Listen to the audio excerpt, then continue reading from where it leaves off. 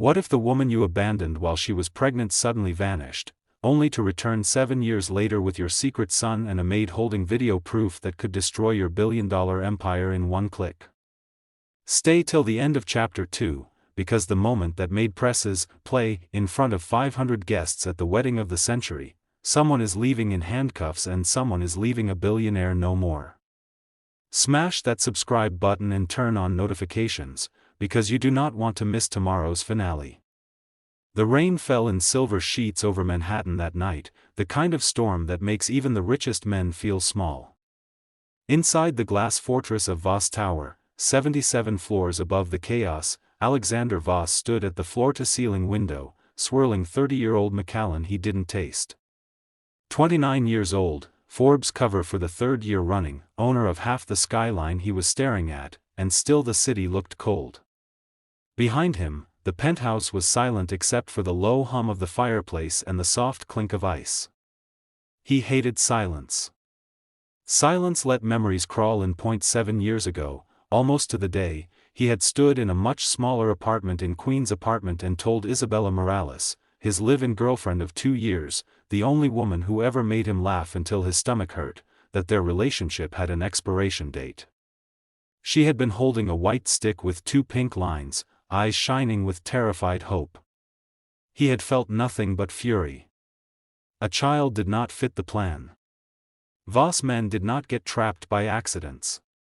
His own father had drilled that into him with every boarding school, every trust fund condition, every "don't embarrass the name" lecture.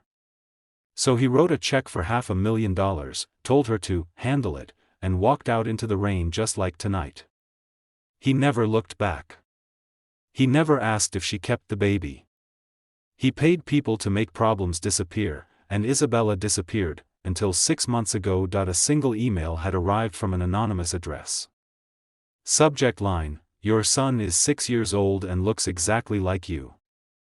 Attached was a photograph, a little boy with Alexander's black hair and storm gray eyes standing in Central Park, holding a woman's hand you could only see from the wrist down.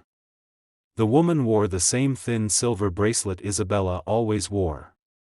Alexander deleted the email, blocked the sender, doubled his security, and tried to forget. But every night since, the boy's face floated behind his eyelids when he tried to sleep. He was pulled from the memory by the buzz of his private elevator. Only 3 people in the world had the code. When the doors slid open, his head of security, Marcus, stepped out holding a tablet, face grim. "Sir, you need to see this. It's already trending on every gossip site from here to Dubai."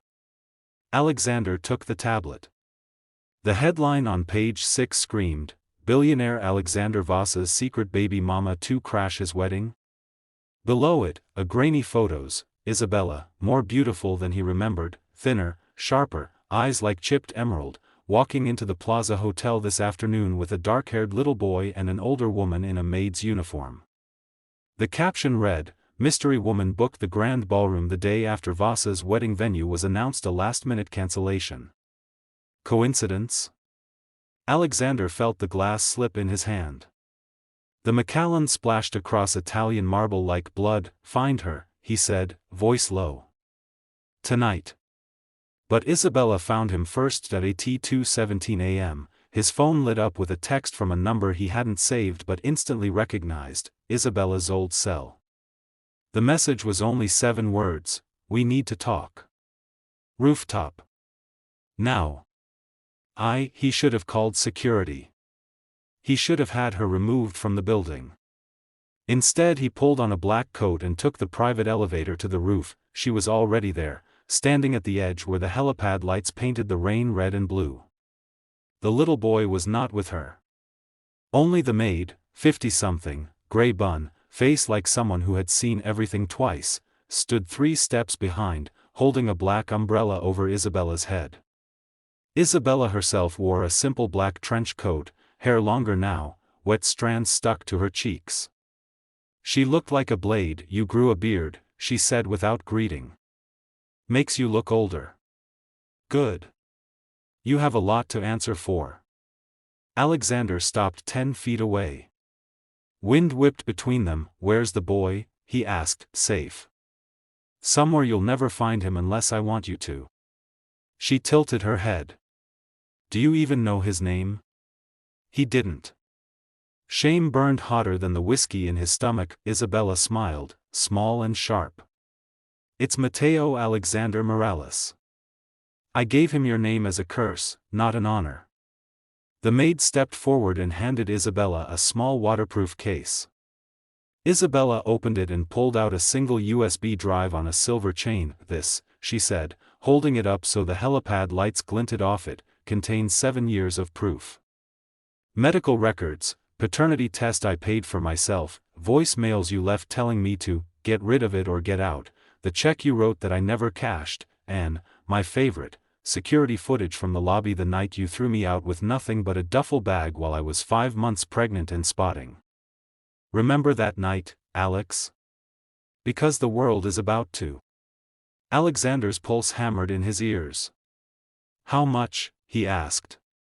The question tasted like ash, but it was the only one he had left. Isabella laughed, a sound like breaking crystal. I'm not for sale. Not anymore. But your fiancée? Victoria Langford of the Connecticut Langfords, oil money, daddy on the Forbes 400 right under you?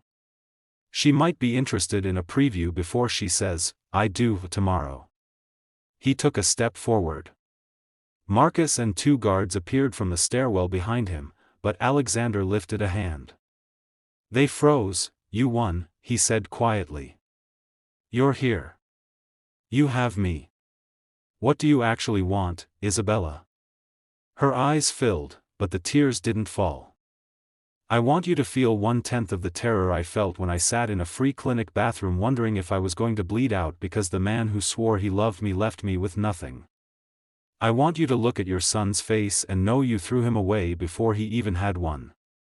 And I want you to stand in that church tomorrow while the maid you never noticed plays every second of it for 500 of your closest friends. The maid finally spoke, voice thick with a Dominican accent. I clean your penthouse every week for 4 years, Mr. Voss. I see you bring home models, actresses, that ice queen Victoria. I see you never smile real. I see Miss Isabella cry in the laundry room when she visit once to drop a letter you never open. I keep quiet long time. No more. Alexander looked at the maid, her name was Carmen, he realized with a jolt, he had never once asked, and felt something crack inside his chest. Isabella turned to go. At the elevator she paused. One more thing, she said. Mateo thinks his father is dead. I told him you died in a car accident because it was kinder than the truth. Tomorrow, after the video, I'm going to tell him you're alive, and that you still don't want him. Sleep well, Alex. The elevator doors closed.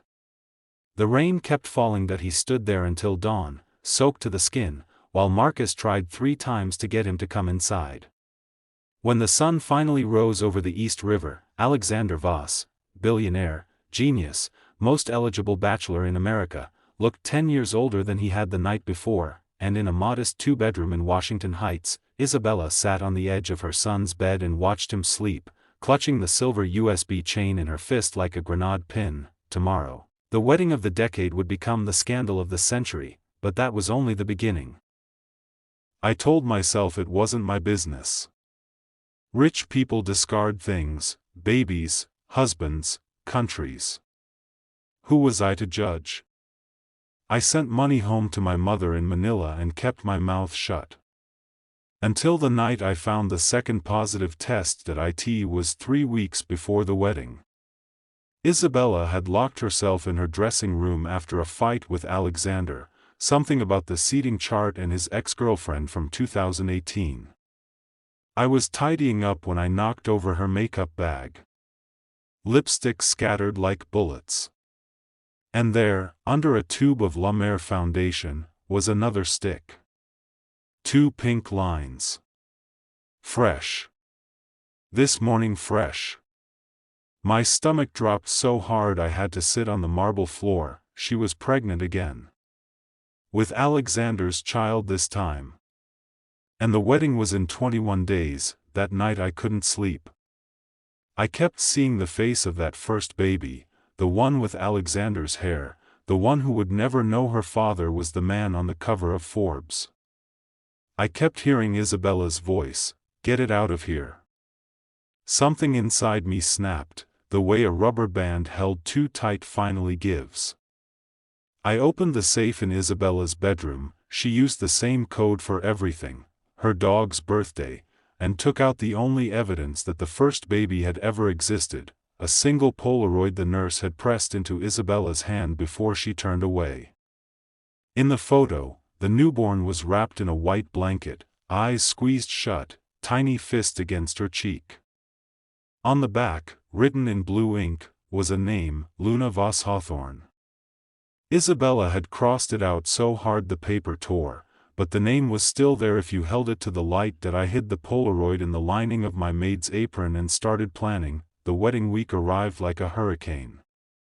Celebrities, royals, tech titans, all descending on Monaco. The villa was chaos, florists screaming about peonies, security running background checks on the string quartet, Isabella throwing tantrums because the Swarovski crystals on her veil were one shade too cold. Alexander, poor man, looked like he hadn't slept in years. He kept trying to touch her stomach, whispering about our future, and every time she flinched like he'd burned her point 2 nights before the ceremony, Isabella cornered me in the laundry room. Her pupils were huge, cheekbones sharp from whatever pills she was taking to stay wedding ready. "You're acting strange, Camilla," she said, voice low. "If I find out you've been talking, I would never, Miss Isabella." She stepped closer. The scent of her perfume, something expensive and poisonous, filled the tiny room. "There are islands, Camilla.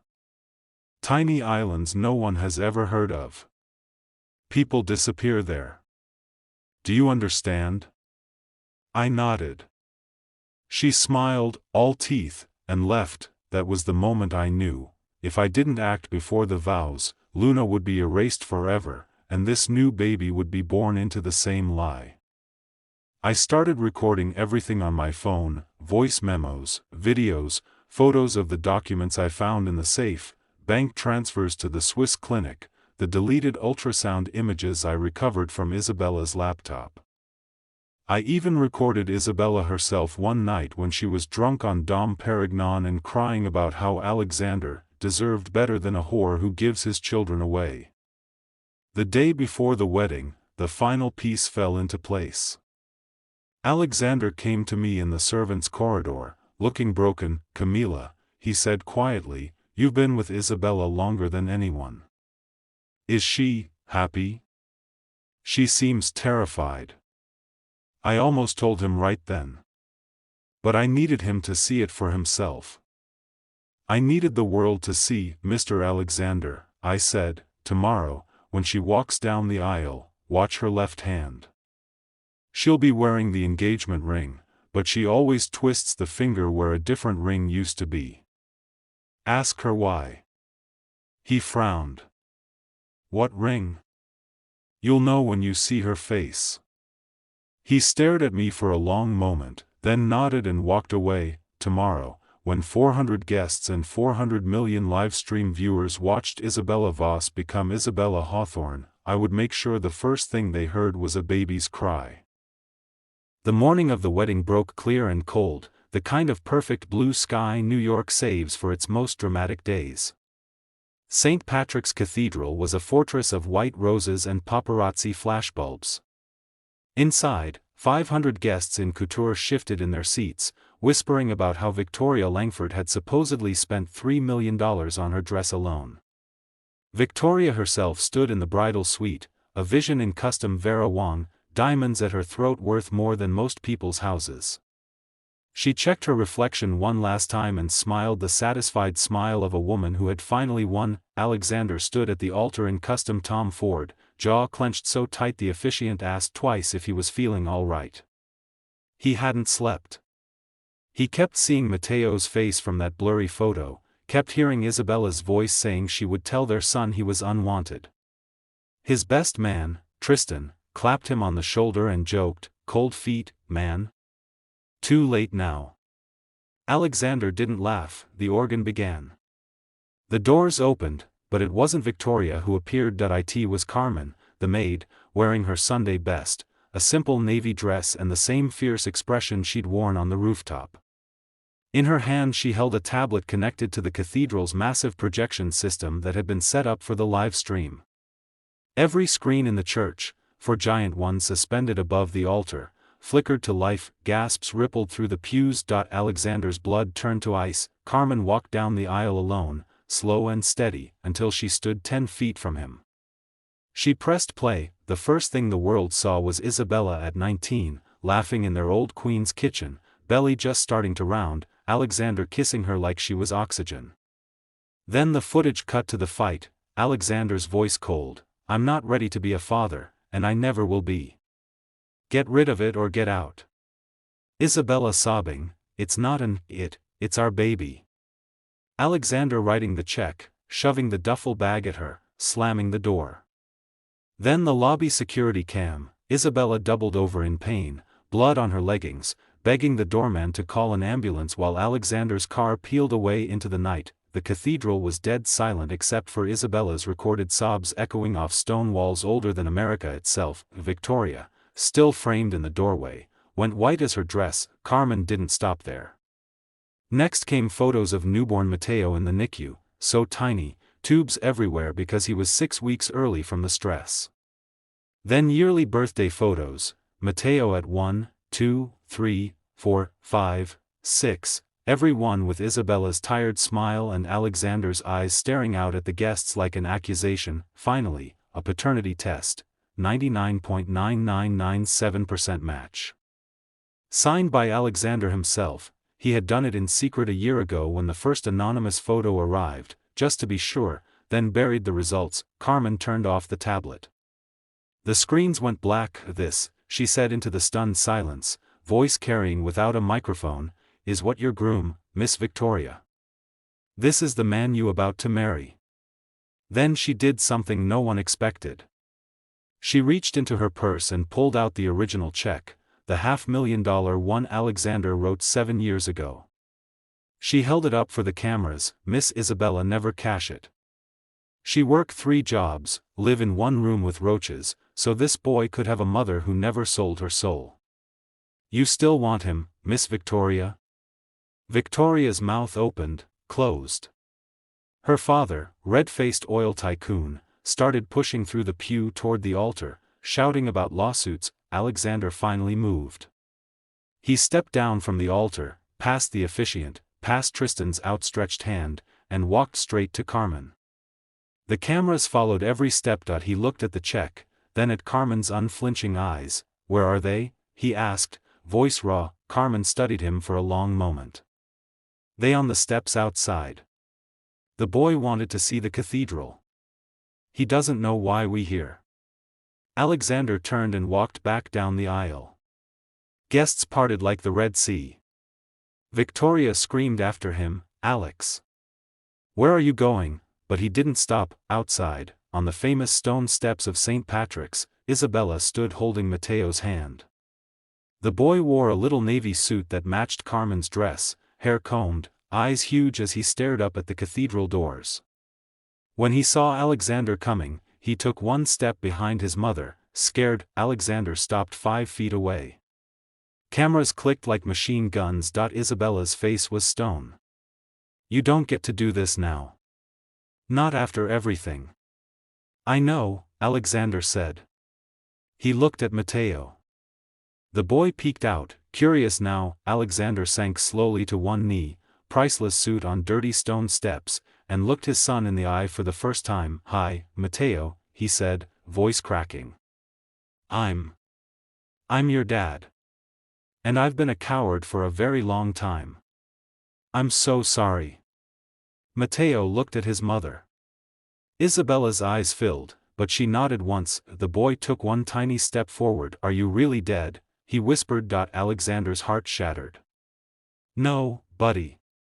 I was just lost. But I'm here now. If you'll let me be." Behind them, Victoria stormed out, veil flying, screaming about breach of contract and public humiliation. Her father was on the phone with lawyers. News helicopters circled overhead, but on the steps, none of that existed. Matteo looked at Alexander's outstretched hand for a long time. Then he placed his small one in it. Isabella let out a sound that was half sob, half laugh. Carmen appeared at her side, squeezing her shoulder. Alexander looked up at Isabella, tears cutting tracks through the city grime on his face. "I don't deserve forgiveness," he said. "But I will spend the rest of my life earning it if you let me." Isabella searched his face. Finally she whispered, "We'll start with custody papers that give me full rights and you supervised visits. Then we'll see." He nodded like a man who'd take any scrap offered. Inside the cathedral, the organist, unsure what else to do, began playing Ave Maria. Guests slowly filtered out, some crying, some live-streaming, all in shock. Alexander stood, still holding Matteo's hand, and offered his other arm to Isabella.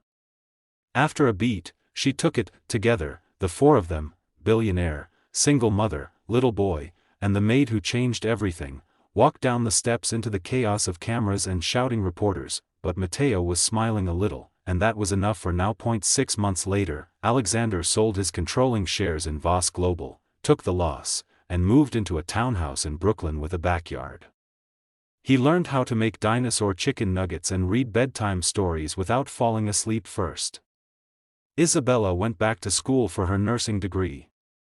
Carmen retired with a 7-figure thank you and a house in Queens paid off forever. And every night, when Matteo was asleep, Alexander sat on the edge of his son's bed and whispered the same thing, "I'm here. I'm not going anywhere. I love you." Some sins you can't buy your way out of, some you can only spend the rest of your life making right, and sometimes, the maid who sees everything is the one who saves everyone. Final line for the video, spoken softly over a shot of the new family laughing in the backyard. If this story touched your heart, hit that subscribe button and share it with someone who needs to believe second chances are real. Tomorrow we have another tearjerker waiting. Thank you for crying with us.